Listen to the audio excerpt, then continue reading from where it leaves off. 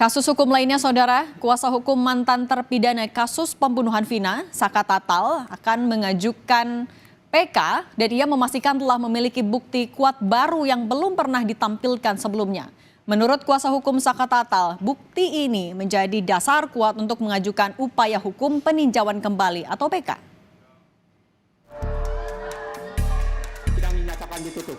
Setelah Peggy Setiawan bebas, kasus pembunuhan Vina dan Eki di Cirebon tahun 2016 memasuki babak baru. Kuasa hukum Saka Tatal, terpidana kasus Vina yang telah bebas, segera mengajukan peninjauan kembali atau PK atas kasus ini. Menurut kuasa hukum Saka Tatal, Titin Prialianti, saat ini pihaknya telah memiliki 4 novum atau bukti baru yang bersifat menentukan untuk mengajukan peninjauan kembali atau PK. Bukti-bukti baru ini didapatkan setelah penayangan film Vina viral di media sosial. Selain menunjukkan bukti-bukti baru, kuasa hukum Saka Tatal juga menyiapkan sejumlah ahli terkait kasus yang dihadapi kliennya. Saya memiliki 4 novum.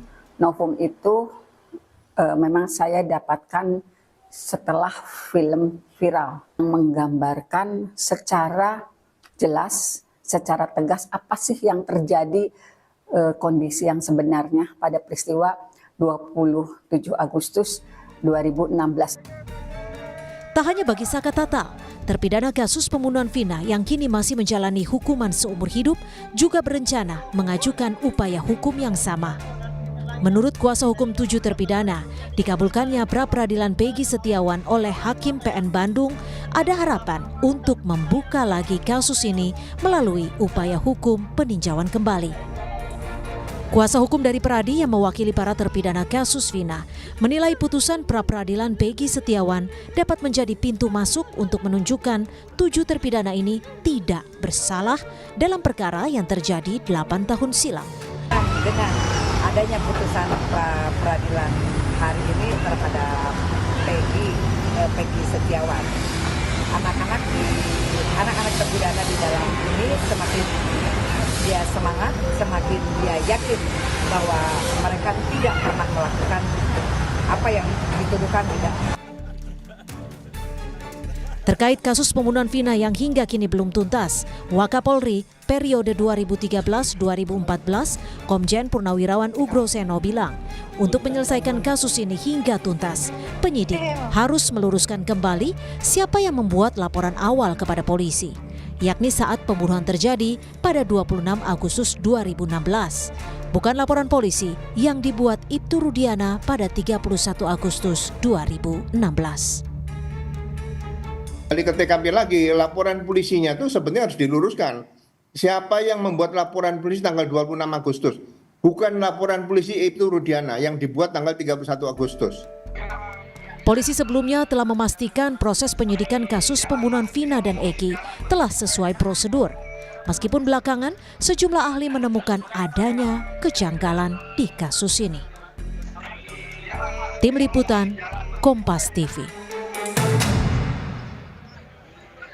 Mantan terpidana kasus pembunuhan Vina, Saka Tatal dan para terpidana yang masih mendekam di penjara berencana akan mengajukan peninjauan kembali atau PK. Apakah upaya ini dapat membuka kembali kasus pembunuhan yang terjadi pada 2016 silam? Lalu novum apa yang sekiranya dapat menjadi kunci dilakukan upaya hukum PK? Apakah dikabulkannya pra-peradilan PG mampu menjadi pintu peninjauan kembali? Kami bahas bersama dengan pakar hukum pidana Universitas Jenderal Sudirman, Prof. Hipnu Nugroho. Prof. Hipnu, selamat sore. Selamat sore Mbak Cindy. Prof. Hipnu, sebenarnya dalam mengajukan PK, apa syarat yang harus dipenuhi? Kan kalau Saka Tatal sudah mengajukan, kemudian terpidana lain juga ada rencana melakukan itu. Apa yang harus mereka penuhi? Ya, PK itu diatur di dalam pasal 263 sampai 269 KUHP. PK sebagai bentuk upaya hukum luar biasa. Karena upaya hukum luar biasa, maka tidak ada batas waktu. Sekarang pertanyaannya, syarat apa yang dilakukan PK? Pertama, di dalam pasal 263 KUHP adalah novum. Novum itu bukti baru. Bukti yang ketika itu peristiwa hukum terjadi atau sidang pertama dilakukan, tidak ditemukan. Yang kalau diketemukan ketika itu menjadikan bisa putusan bebas atau lepas atau tuntutan tidak dapat diterima. Ini syarat yang pertama. Jadi bukti baru. Makanya sekarang teman-teman PH mempelajari bukti barunya di mana. Bisa dari belajar film, bisa mengeksaminasi dari putusan-putusan yang sebelumnya. Satu. Kedua, putusan yang saling bertentangan. Tapi kalau ini enggak, karena ini putusannya satu. Yang ketiga, kekhilafan hakim. Ketiga hal inilah yang sebagai syarat untuk sebagai peninjauan kembali terhadap putusan yang sudah berkekuatan hukum tetap.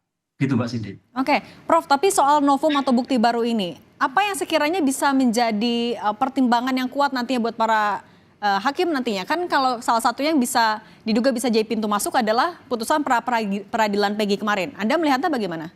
Ya, gini Mbak Cindy, saya kira bukan karena putusan Peggy ya, tapi karena kita semua masyarakat mengeksaminasi terhadap putusan yang dijatuhkan terhadap 7 terpidana tadi. Nah, itu loh.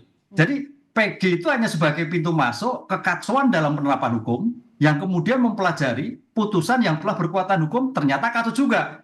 Jadi suatu tidak ada relevansinya sebetulnya. Suatu objek yang berbeda. Tapi pintu masuk untuk membuka kekacauan, ya kacaunya Peggy berarti kacaunya terhadap putusan yang sudah dijatuhkan 8 tahun yang lalu. Ini yang menjadi problem. Oleh karena itu kemarin kita melihat ternyata pada waktu sidiknya kacau. Di tingkat penuntutan surat dakwaan demikian. Di pembuktiannya juga tidak ada suatu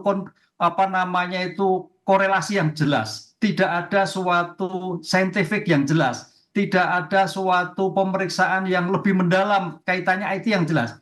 Disinilah saya kira memang betul dengan eksaminasi secara tidak langsung dari putusan yang sudah ditetapkan kemarin, mau tidak mau kita membuka sehingga banyak celah-celah putusan yang ketika itu ternyata tidak dilakukan. Inilah yang sekarang menjadikan perdebatan. Mudah-mudahan dari mempelajari eksaminasi putusan yang berkekuatan tetap itu ditemukan bukti-bukti baru. Bukti baru apa? Saya kira penasihat hukum yang tahu. Karena satu, misalkan kita sebagai orang luar Mbak Cindy, ternyata dia itu disiksa, tidak memberikan keterangan. Pertanyaannya, di mana dia berada? Misalkan seperti itu. Misalkan si Peggy kan ditempatkan, sekarang tata posisinya waktu di mana? Yang lain posisinya di mana? Apakah ada korelasi? Karena dalam suatu TKP itu harus menjelaskan sebagai syarat objektif yang menjelaskan lokus deliktinya. Lah, lokus deliktinya itu tidak jelas sehingga menjadikan subjek identifikasi juga tidak jelas. Makanya kemarin kalau peradilan waktu itu berjalan dengan baik, harusnya surat dakwaan dinyatakan gugur.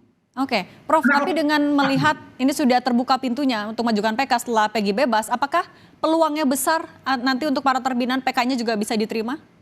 Ya, kalau para penasihat hukum teman-teman bisa memberikan peran dari masing-masing terpidana sekarang tidak di tempat, ya besar.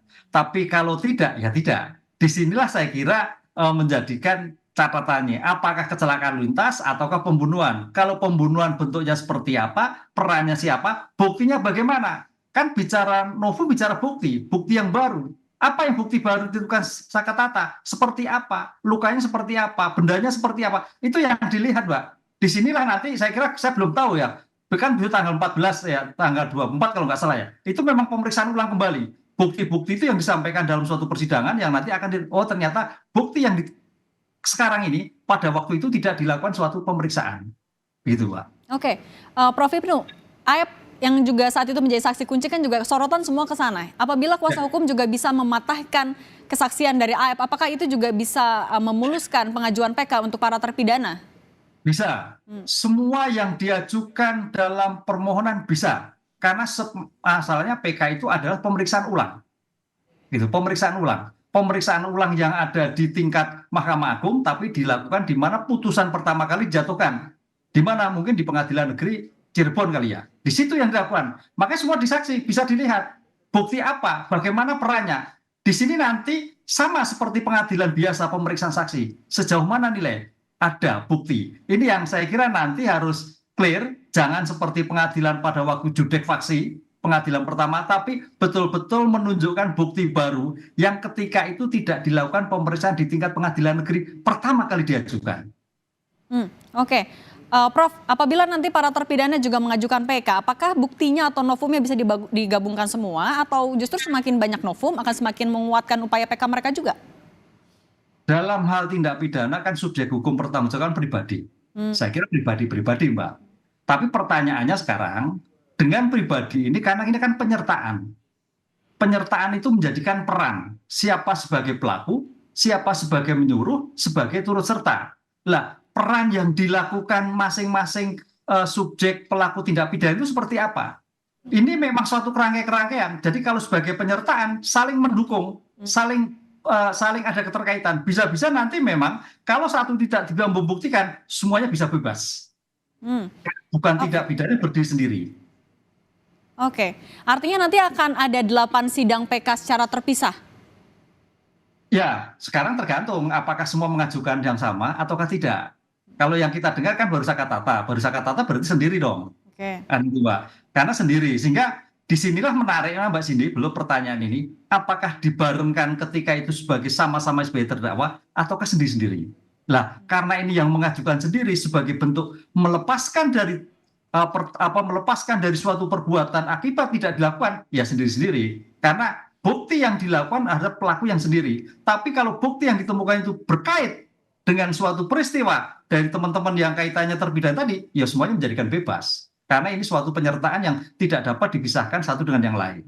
Oke, kalau Anda membacanya peluangnya akan lebih besar mana untuk dikabulkan? Apakah memang sendiri-sendiri saja atau ada yang digabungkan? Karena ini penyertaan, saya melihatnya kok sendiri-sendiri, Mbak. Oke. Kan nggak mungkin dari suatu semua itu tidak dalam suatu kerangka kejahatan, tapi perannya sendiri-sendiri. Sehingga apakah Sakatata ataukah yang lain pasti ada yang ditolak. Karena ini namanya perbuatan nggak mungkin semua itu terlepas. Pasti ada yang ya terikat lah kaitannya dengan peristiwa itu terjadi. Jadi di antara 1, 2. Tapi yang tidak semua kayaknya sulit. Hanya satu poin yang penting mungkin yang bisa menjelaskan bahwa dalam TKP itu tidak tepat, itulah yang pasti bebas.